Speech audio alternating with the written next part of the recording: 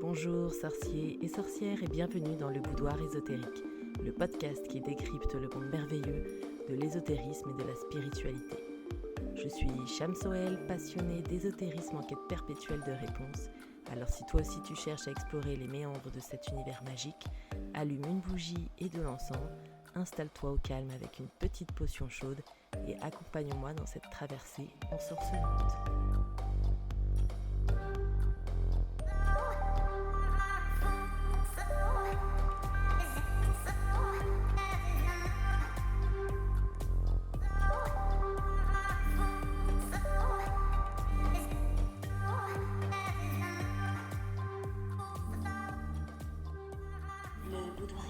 Bonjour et bienvenue dans ce nouvel épisode du Boudoir ésotérique, ce 8e épisode du chaudron qui va venir conclure finalement tous les épisodes autour de la roue de l'année et des sabbats. Alors après le dernier sabbat phare de la roue de l'année que nous avons vu précédemment, qui était celui de Samhain, il est temps maintenant d'entrer en introspection. Alors voici venu le temps du repos bien mérité, voici venu le temps du sabbat de Yule. Alors qu'est-ce que Yule et que célèbre-t-on ? Alors Yule annonce l'arrivée du solstice d'hiver. C'est la période qui accueille petit à petit le retour de la lumière. La nuit de Yule marque ce passage puisqu'elle est la plus longue de l'année avant de laisser place à des nuits de plus en plus courtes et des jours de plus en plus longs. Yule est aussi synonyme de repos, de temps calme, de lâcher prise et d'introspection. C'est le temps de l'hibernation, de la terre, de la nature, mais aussi celle des hommes. Alors profitez de cette période où tout s'arrête pour prendre du temps pour vous et pour vous rapprocher des valeurs essentielles. Profitez de la magie de Yule pour prendre soin de vous et vous régénérer. Alors dans les anciens cultes, Yule était inévitablement liée à la mère nourricière, puisque c'est par elle que l'étincelle de la lumière va revenir. C'est elle qui a cette capacité de donner la vie. Dans plusieurs mythes d'Europe du Nord, qu'ils soient germaniques, scandinaves, c'est à Yule que la déesse donne naissance au soleil. Yule met aussi à l'honneur la sagesse féminine à travers sa force et son caractère rugueux, symbolisant ainsi la saison hivernale. Dans les cultes de la Rome antique, il était coutume en hiver d'honorer le dieu Saturne à travers un festival qui se tenait entre le 17 et le 23 décembre et qu'on appelait les Saturnalia. Enfin, on ne peut pas parler des divinités du solstice d'hiver sans évoquer les traditions celtes qui honorent la bataille gagnée du roi Chêne contre le roi Hou. L'issue de cette bataille sera bien évidemment inversée au moment du solstice d'été. Alors, quid des cadeaux de Noël ? Oui, parce que Yule, le solstice d'hiver, on sait que ça annonce un petit peu cette période magique tant attendue par les enfants, donc la période de Noël. Alors, quid de cette tradition des cadeaux ? Alors oui, de nos jours, Yule est beaucoup moins présent. Il tient une correspondance non négligeable avec les fêtes de Noël, qui représentent ce moment de l'année où, au-delà de la célébration de la naissance de Christ, sont surtout pour beaucoup d'entre nous l'occasion de se faire des cadeaux. Mais est-ce que cette tradition est uniquement liée à la fête chrétienne de Noël ? Eh bien non.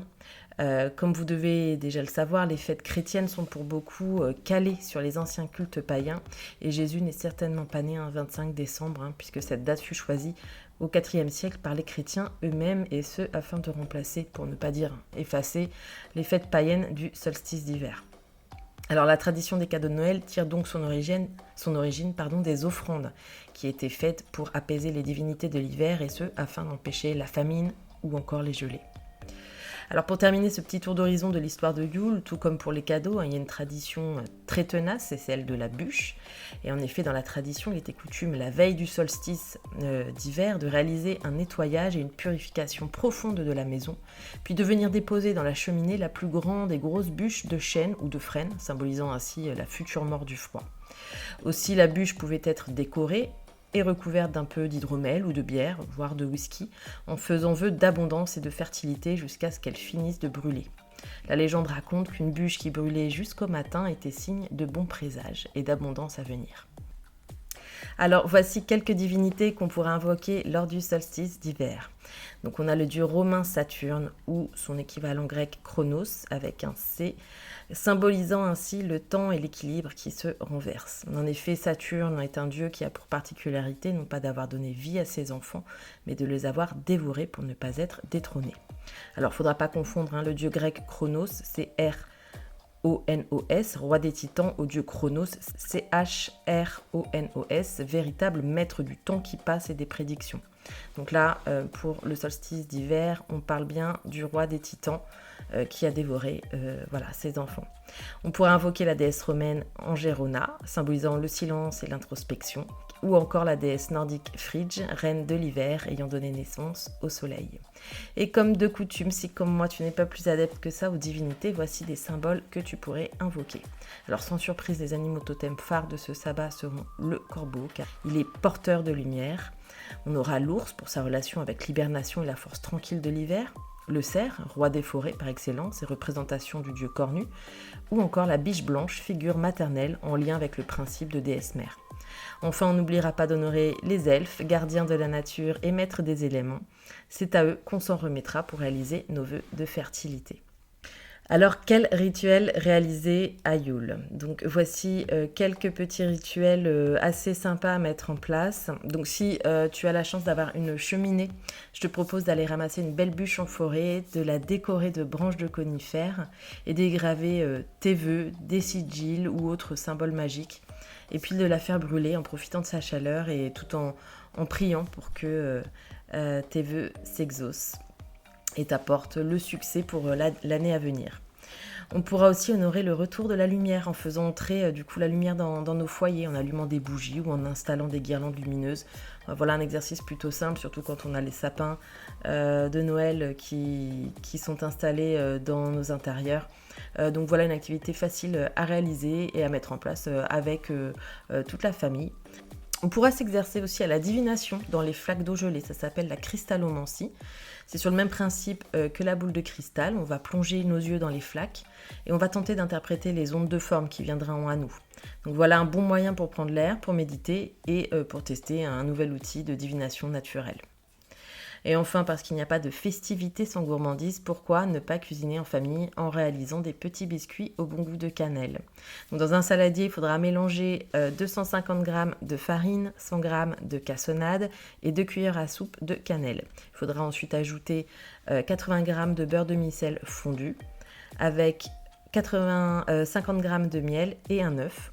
Il faudra mélanger le tout pour former une boule souple qu'il faudra laisser reposer 1 à 2 heures au frais.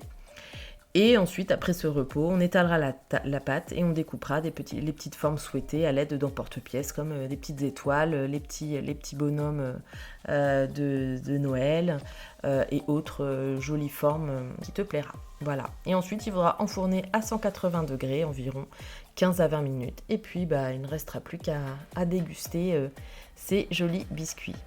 Et cet épisode est désormais terminé. Et pour préparer les festivités de Yule, je t'invite à aller sur mon site internet www.fanwell.com dans l'onglet FAQ et outils.